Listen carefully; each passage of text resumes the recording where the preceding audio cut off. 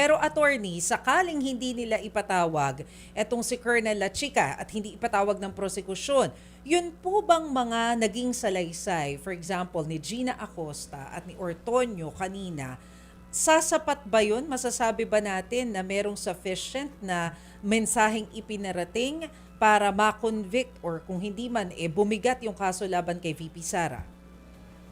As it is, kung hindi may explika ng evidence for the defense yung mga irregularities, malinaw na merong basehan.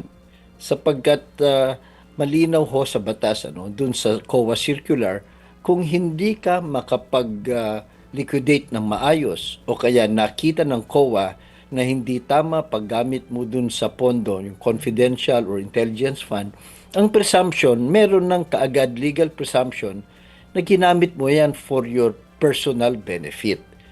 At hindi lang yan yung nasa COA circular. Meron na ring mga naunang desisyon ng Supreme Court na nagsasabing ganun nga ang batas, ganun ang presumption.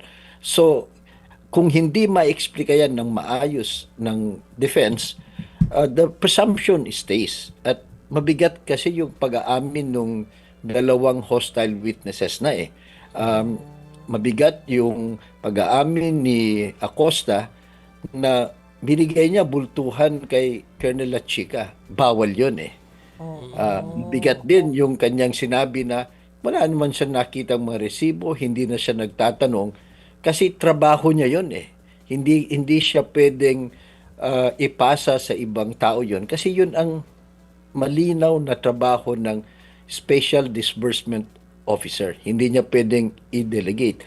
Mabigat din yung kanyang pag-aamin na kaya lang naman niya ginawa ito kahit kung babasahin mo yung circular, labag na ito, hindi na tama dahil utos ng Vice President.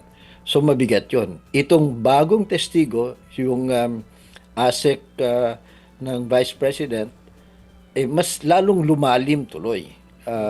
Magaling kasi yung pag-direct examination ni Attorney Divina Gracia Nakatulong pa yung mga very pointed questions ni Senator Escudero.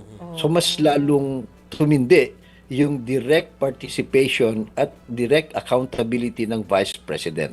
Okay, attorney, kahapon po, sinasabi nung nakausap namin si Attorney Lulu na maraming mga self-incriminating na nabanggit doon sa naging pahayag ni Gigi Acosta.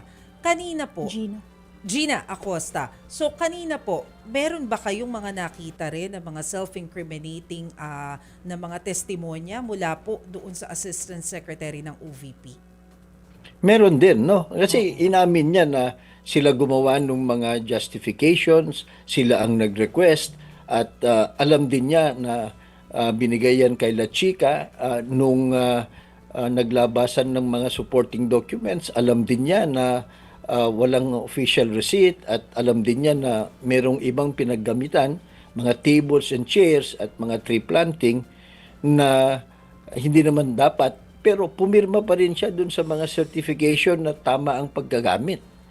So, kung mapapatunayan na mali at there's already a presumption kasi may COA audit finding na yun ang presumption, alinsunod sa batas.